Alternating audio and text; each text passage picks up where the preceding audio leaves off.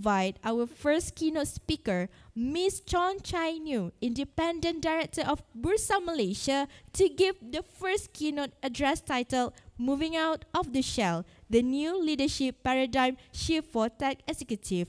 Please welcome.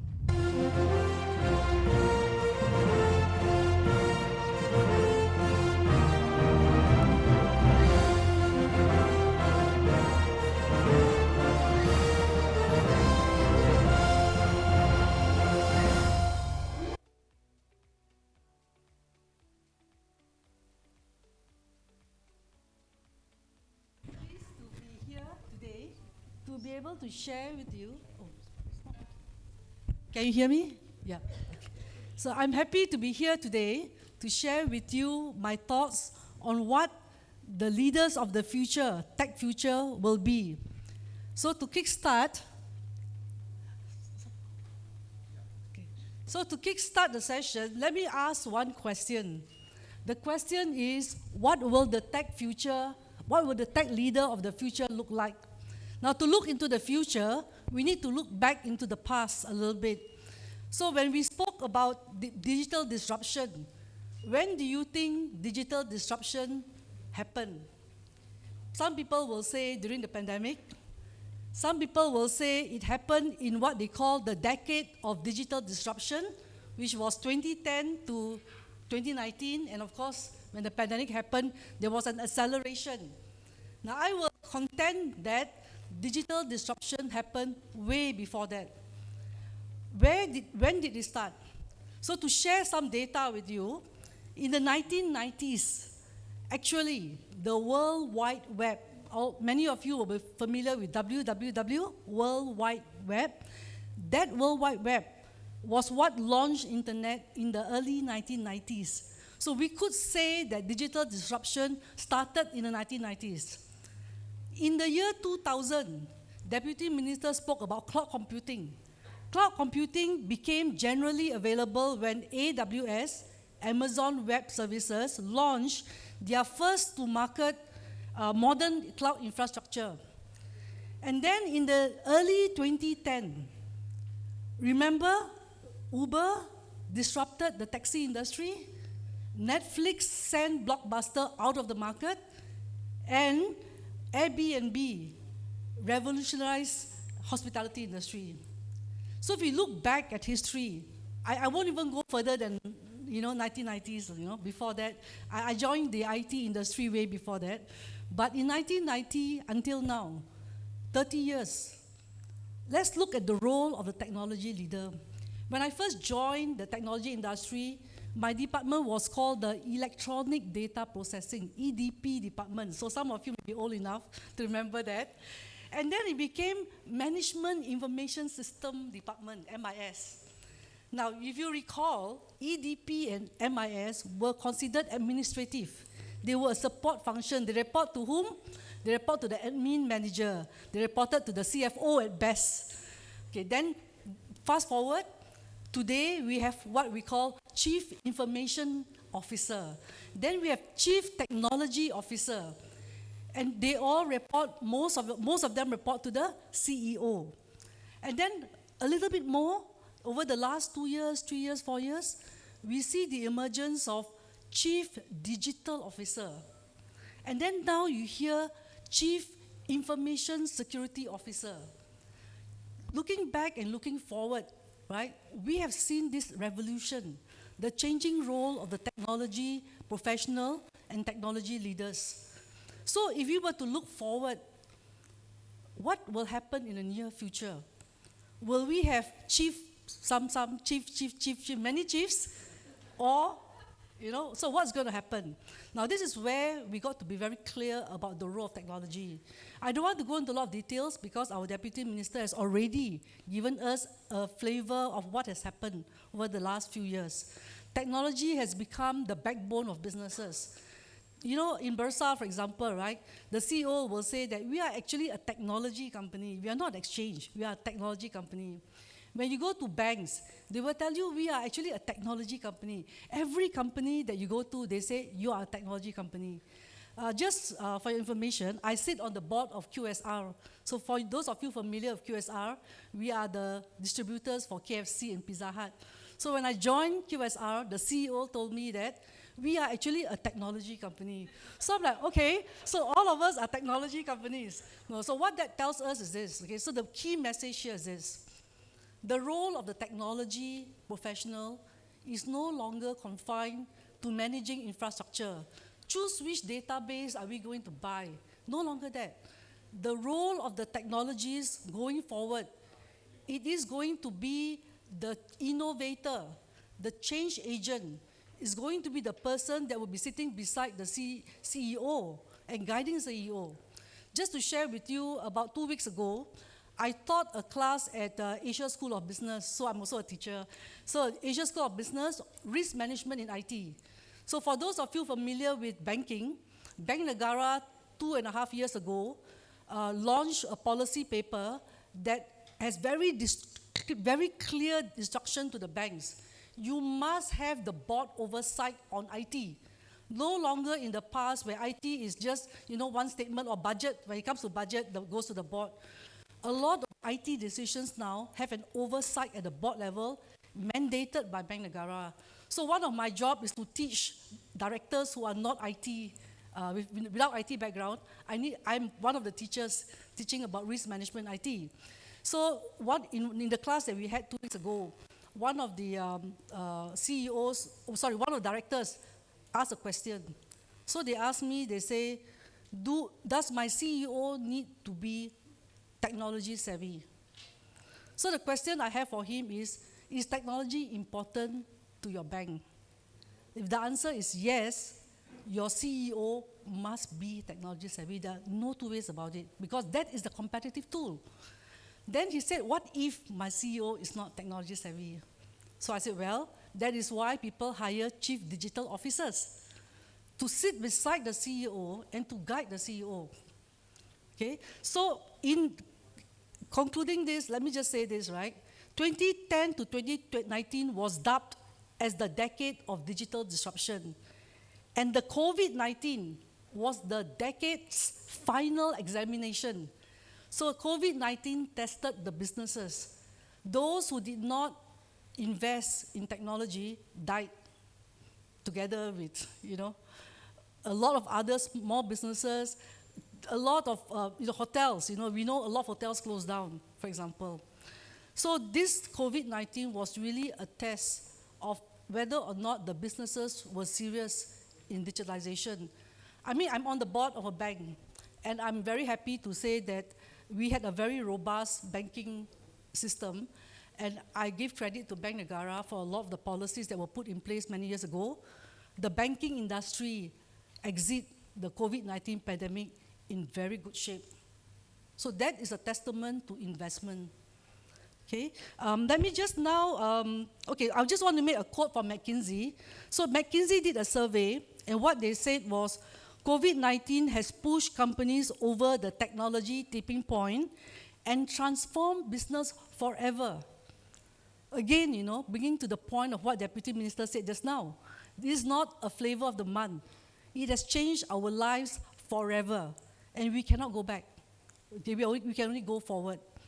So the role of the technology leader of the future is one that is going to be a business leader, not just a technology leader. Okay, let me just go to the next slide. Then the next question comes up, Can a tech person, a tech expert, you look at the, the kind of the two pictures there, very cool, I always call them the hoodie group.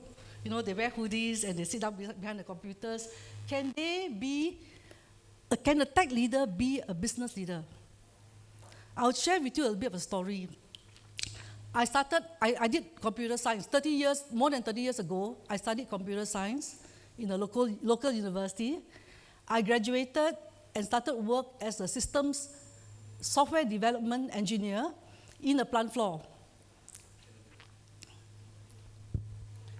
I started as a systems, you can call it systems programmer or systems software development engineer. And I love doing programming. I spent about 2-3 years in the technical field. And then I joined IBM. So when I joined IBM, I joined as what they call a systems engineer, a technical person handling machines. And I love to be with machines. The CEO of IBM at that time, he called me up one day. After 6 months, he said, "You are not a technical person. Your profile is a business person." I said, no. I studied computer science for 4 years, I want to be an engineer. It is my dream to be an expert in computers. So he says, "No, your profile is that of a business person." So anyway, after a lot of fighting, we fought for about a year. And finally he said, "Okay, fine, be an engineer." So I started pursuing development in engineering because, very clear in IBM. So I spent 30 years in IBM. You are either a technical person or you are a salesperson. So you have to choose. And they put you through a development path. 6 months into the engineering, system engineering path, I realized that IBM being a sales organization in Malaysia, the engineers do not have much say. All the decisions are made by the sales guys. And then I realized that I don't want to be led. I want to lead. So I went back to the CEO and I said, "You are right. I should be a business person."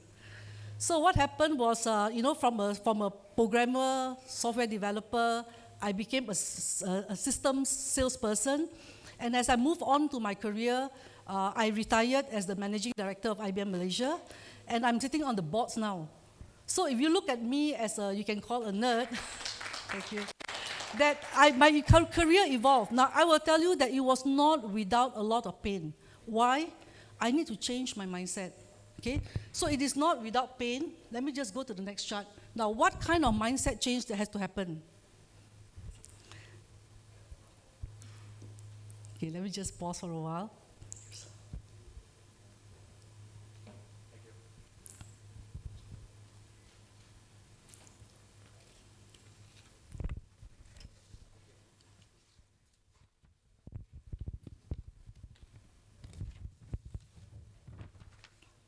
Okay, so we continue. So it's not without pain. When you move from a technical mindset to a business mindset, there are top three mindset changes that has to happen. The first mindset change is to be able to look at selling ideas versus solving problems. As I shared, I started my career as an engineer. I love problem solving. Whenever there is a situation, I will ask, what's the problem? How do we solve the problem?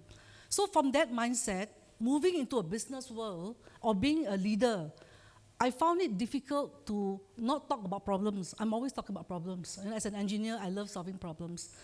Then I realized that bosses and leaders don't want to know about problems. So when the system goes down, they don't want to know whether it was a network problem, whether it was a hardware problem. They don't want to know any of these things. What they want to know is the system up? Everything okay?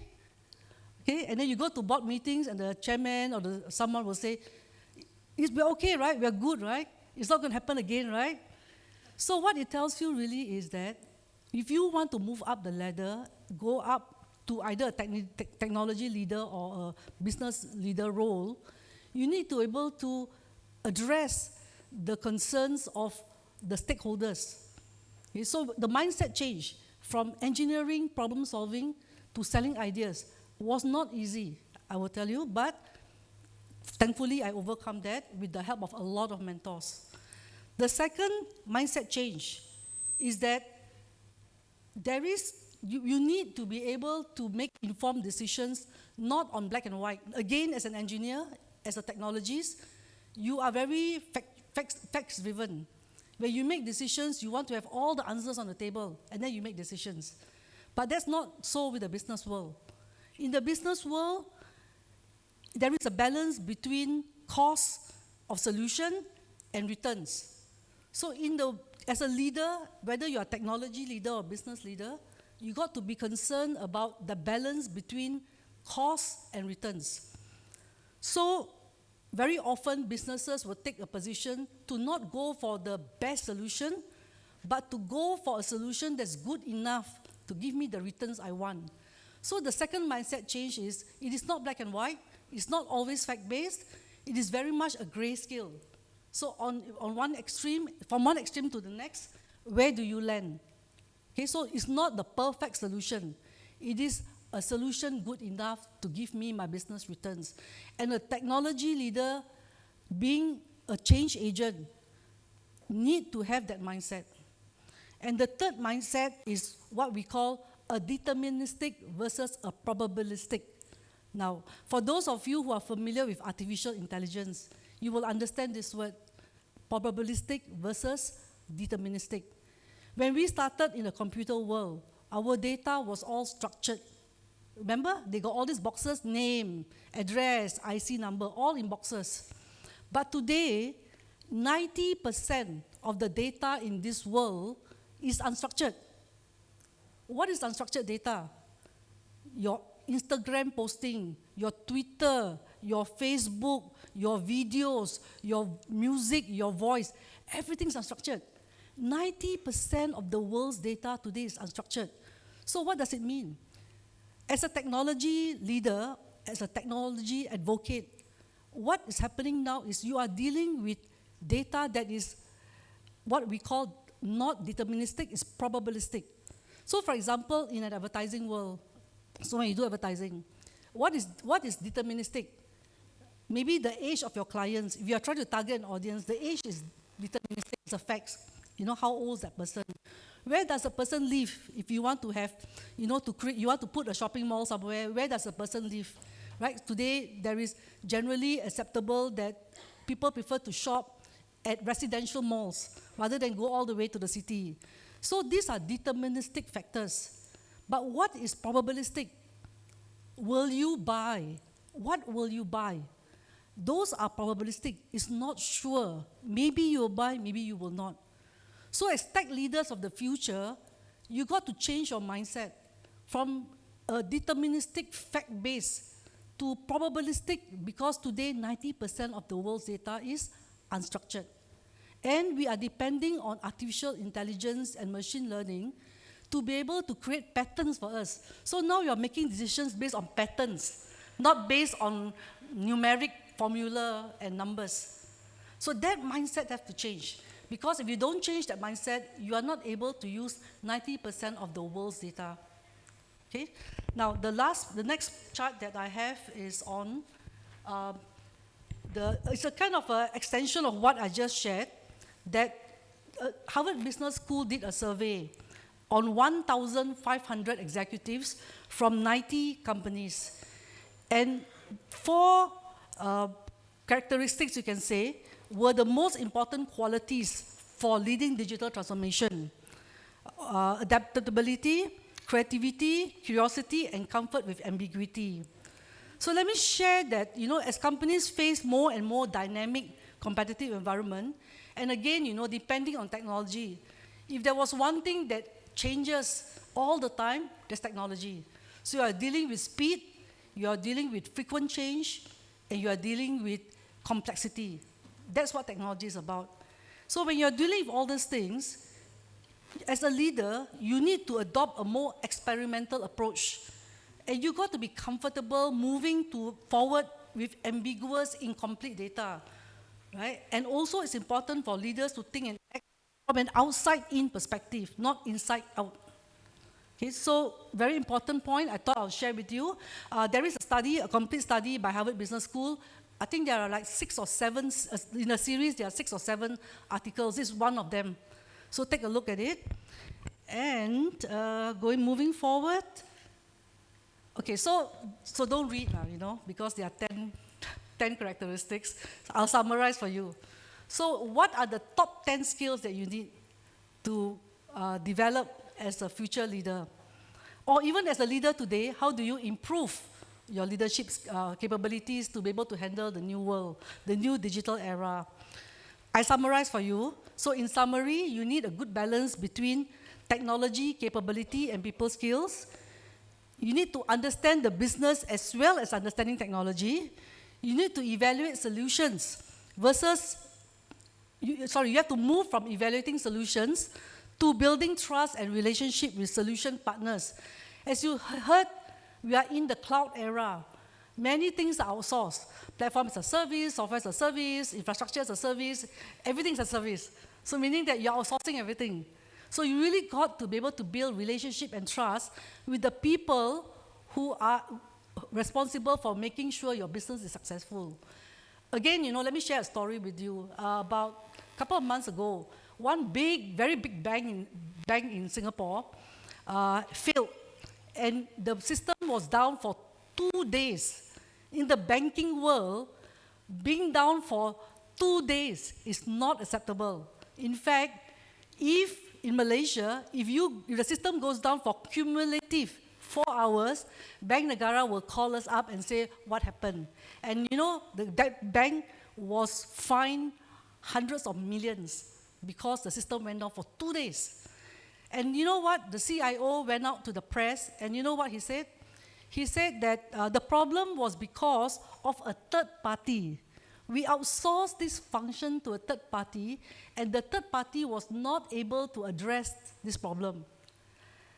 As far as the central bank is concerned, it's not the third party's problem. You are the bank. You are responsible. So what does that mean? As we become more and more dependent on third parties, it is very important to have leaders who know how to build trust and relationship with third parties.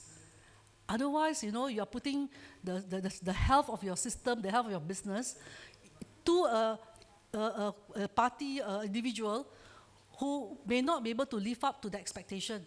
And again, Bank Negara puts the responsibility on the bank, not on the third party, should anything go wrong. So very important, that point. And then a few other points like communicating and socializing ideas, as well as focusing on strategic versus operational. Now, you can tell, I don't know if you can see that little cartoon strip at the bottom. I'm actually a Dilbert fan. Okay? In the last few years, for those of you who are familiar with Dilbert, he did many cartoon strips that, bring some humor to the technology world. Otherwise, we are very boring, technology. So they brought some fun into technology. So in case you cannot read, basically, let me see if I can read. I also cannot read. Okay. So there was this Dilbert, and he was talking to a third-party vendor, and he spoke a bit about, I can't read actually. He said, cloud computing, so the vendor, basically he's talking to an expert, and he says that we like to do cloud computing, and the guy said cloud computing is no good because strangers would have access to our data. And then Dilbert said that I trust encryption way more than I trust Spock-eared sociopath. So this guy is a Spock-eared sociopath. And then he told this guy's a doc. He said that when you mention a person's ears, he won't listen to the rest of your argument. So what this strip is very cute. What this strip is saying is, when you are talking to someone and you're trying to get the guy to buy your idea, you got to be able to address him at a personal level. So when you start talking about his ears, he's no longer listening to you. So this cartoon is very cute because, in a very subtle way, it's telling us that, you got to look at the people part, not the machine part. And technologies, let me tell you, as I mentioned, I was very comfortable with machines, right? So I would rather talk about technology than deal with people. So the first few years when I moved from a technology role to a management role, it was very difficult, trust me. So this is a very cute cartoon. Now, let me just share the last one. So as you can tell, I'm a Dilbert fan. So this slide basically says that we as IT leaders, or the leaders of the future, we are advocates of digital innovation. So when you look at this chart, right? So again, I think this one you can read. So basically, the boss, okay, the guy with the pointy ears is the boss. So the boss went to Dilbert and said, I need to know why moving our app to the cloud didn't automatically solve all of our problems.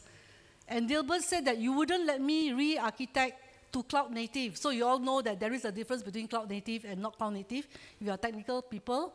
And then the boss started throwing some terms, Why don't we just put it in containers? And then he said Kubernetes, okay? So Dilbert said that you can't solve a problem by throwing, techie names, terms, right? And then the second strip, the boss came to Dilbert and said, I think we should build a blockchain. And then Dilbert said, does he really know what blockchain is? And then they will say, what color would you like the blockchain to be? And the boss said, mauve would be nice. Okay, what these two cartoon strips are telling us is this, okay? That if your boss is not technology savvy and you are trying to send an idea to him, you will fail. So which is why one of the key points I brought up earlier was that we technology people need to be agents of change. Let me tell you, on the boards, I take it as my responsibility to educate all of the board members so that it's not just me talking to a group of people who don't know what I'm talking about. Likewise, in your organization, the IT department cannot be the only department that is talking about technology. Nobody understands, and we'll end up like this. So, it's a very cute way of depicting the real-life situation. Okay, I'm now to my last chart. I want to leave you all with this quote. My own personal experience, moving from a technology role to a more leadership, management, C-suite, and now board, is that as we move throughout this journey, we will be very uncomfortable, very, very uncomfortable. But Ginny Rometty was my boss. She was the previous president, chairman, and CEO of IBM globally. She said this. She said that I've learned to always take on things I've never done before, because growth and comfort do not coexist. So with that, ladies and gentlemen, I hope the session has been insightful, maybe a bit useful, and I wish you a fruitful day today. Thank you so much for your attention this last 30 minutes.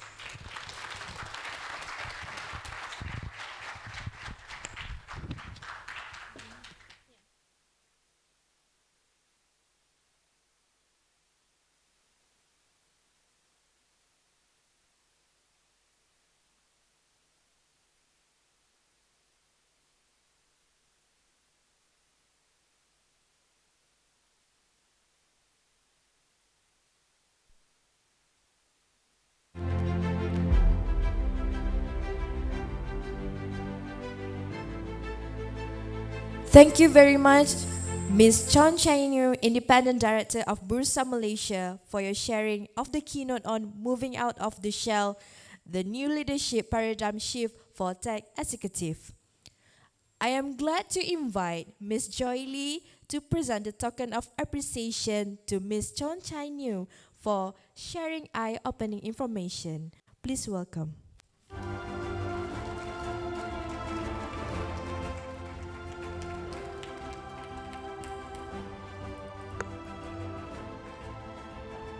Okay.